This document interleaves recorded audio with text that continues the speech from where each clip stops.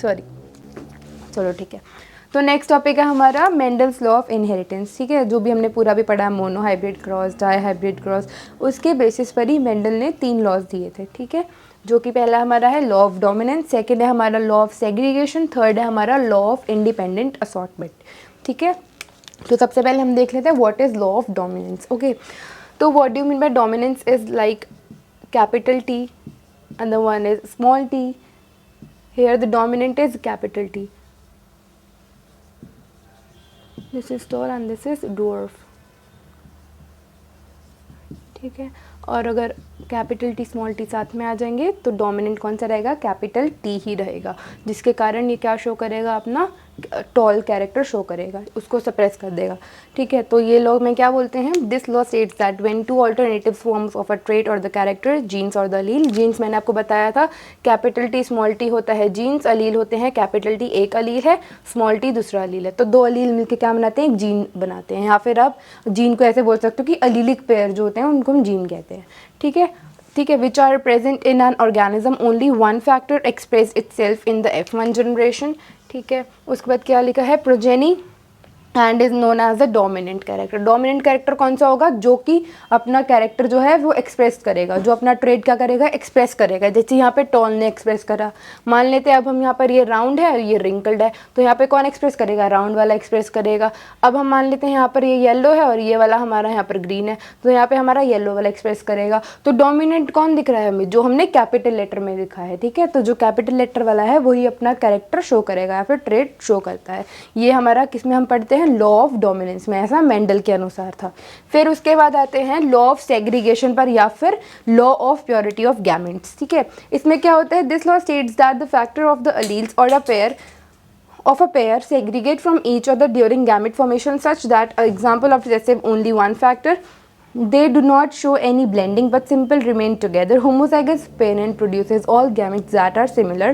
Heterozygous parent produces 2 types of gametes each having one allele in a equal proportion, ठीक है।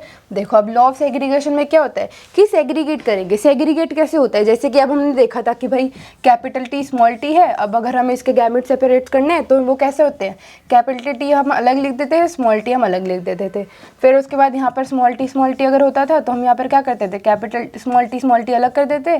फिर उसके बाद हम यहाँ पे क्या यूनिट स्क्वायर बनाते हैं, कैपिटल T स्मॉल t। तो यहाँ पर हमने ये क्या करा था, सेग्रीगेट करवाए थे। क्या सेग्रीगेट कराए हमने, गैमेट सेग्रीगेट करवाया। तो मेंडल ने कहा था कि भाई जब हम पेरेंट को लिखते हैं तो पेरेंट के जो गैमेट है उसको हम सेग्रीगेट करवा देते हैं। सेग्रीगेट मतलब होता है सेपरेट करवा देते हैं, ठीक है। तो ये वाला लॉ हमें क्या बताता है कि जो पेरेंट है उसके गैमेट सेग्रीगेट होंगे, इसी को हम क्या बोलते हैं, लॉ ऑफ सेग्रीगेशन या फिर law of purity of gametes, ठीक है। तो यहाँ पे ये देख लो आप एक बार, यहाँ पर लिखा है कि a pair of segregate from each other, ठीक है, ड्यूरिंग गैमेट फॉर्मेशन। तो जब गैमेट की फॉर्मेशन होती है तो जीन के जो पेयर होते हैं वो क्या हो जाते हैं, एक दूसरे से सेग्रीगेट हो जाते हैं, ठीक है। ये हमारा किस में आएगा, लॉ ऑफ सेग्रीगेशन में या फिर प्योरिटी ऑफ गैमेट्स।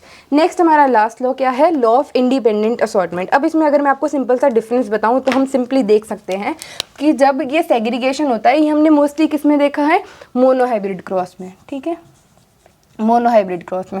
और लॉ ऑफ इंडिपेंडेंट असॉर्टमेंट हमें किस में देखने को मिलेगा, डाई हाइब्रिड क्रॉस में। अब मैं आपको बता देती हूँ कि कैसे हम पता कर सकते हैं, ठीक है। देखो अब डाई हाइब्रिड क्रॉस में अगर आप देखोगे, capital R capital R capital Y small r small y, मान लेते हैं हम, ऐसा हमने लिया रखा है, राउंड येलो और रिंकल्ड ग्रीन, हमने ये वाला कैरेक्टर लिया। अब हम मान लेते हैं कि ये अगर सेपरेट हो रहा है ना, अगर अब ये सेपरेट होगा तो फिर यहाँ पर क्या होएगा, ये राउंड अलग हो जाएगा, राउंड ही रहेगा, है ना, और ये येलो ही रहेगा। तो क्या ये एक दूसरे पे डिपेंड हो रहे हैं, नहीं। तो ये क्या हो रहे हैं, इंडिपेंडेंटली असॉर्ट कर रहे हैं। इंडिपेंडेंट मतलब कि ये एक ना ये इस पर डिपेंड है और ना ये इस पर डिपेंड है, तो क्या ये इंडिपेंडेंटली असॉर्ट हो रहे हैं, कोई भी किसी पे डिपेंडेंट नहीं है। तो इसको हम क्या बोलेंगे, इंडिपेंडेंट असॉर्टमेंट। असॉर्ट मतलब होता है सेपरेशन, या तो आप क्या बोल सकते हो, सेग्रीगेशन,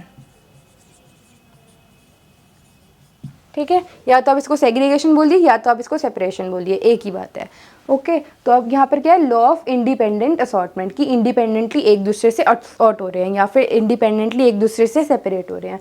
एक बार हम रीड भी कर लेते हैं। This law states that the two factor of each character assort और द सेपरेट आउट इंडिपेंडेंटली। ठीक है, अब क्या होते हैं वो सेपरेट या फिर असॉर्ट होते हैं independent of the factor of the other character at the time of the gamete formation and get randomly rearranged in the offspring. ठीक है, जैसे हमने पहले डायहाइब्रिड में देखा था कि भाई अब जो हमारे पेरेंट थे वो क्या थे, ये थे हमारे पेरेंट, राउंड ग्रीन और क्या था, रिंकल्ड येलो, ये थे हमारे पेरेंट। फिर जब हमने क्रॉस करवाया था इनका तो हमें यहाँ पर कुछ स्पीशीज़ ऐसी भी मिली थी जो कि क्या थे, अपने आप को रीअरेंज कर लिया पर किसी पे डिपेंड होकर नहीं करा, सेग्रीगेट तो है पर एक दूसरे पे डिपेंडेंट नहीं है, इंडिपेंडेंट ऑफ ईच अदर। ठीक है, they will separate independent of each other.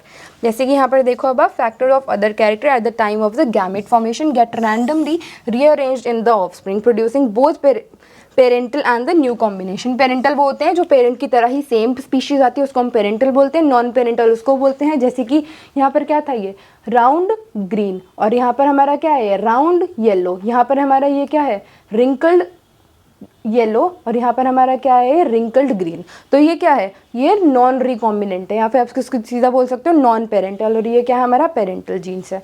ठीक है, फिर उसके बाद नेक्स्ट क्या है, when the two pair of the traits are combined in a hybrid segregation of one pair of the character is independent of the other pair of character, की मतलब एक दूसरे के इंडिपेंडेंटली वो असॉर्ट हो जाते हैं। ठीक है, तो ये तीनों लॉज थे जो कि मेंडल ने हमें बताए थे।